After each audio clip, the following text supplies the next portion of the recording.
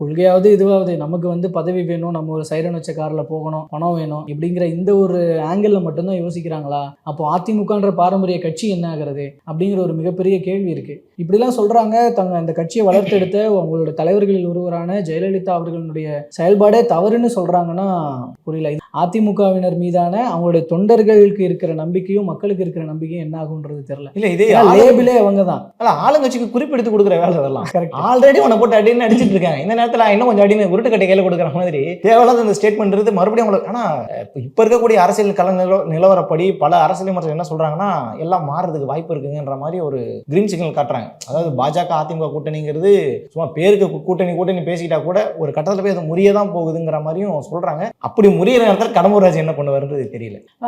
இப்ப எதுவுமே சரியா சொல்ல முடியல. ஏன்னா எந்த ஒரு நகர்வு நடந்தாலும் அதுக்கு ரெண்டு வழிகள் அமைக்கப்படுது. அது ஒரு பக்கம் வந்து அதிமுகவுக்கு நெகட்டிவான வழியில பார்க்கப்பட்டாலும் இன்னொரு பக்கம் அது அதிமுகவுக்கு பாசிட்டிவான வழி தான். அதை நோக்கி அவர்கள் ஒரு திட்டம் தான் போட்டுட்டு இருக்காங்க, கால்குலேஷன் போட்டுட்டு இருக்காங்க.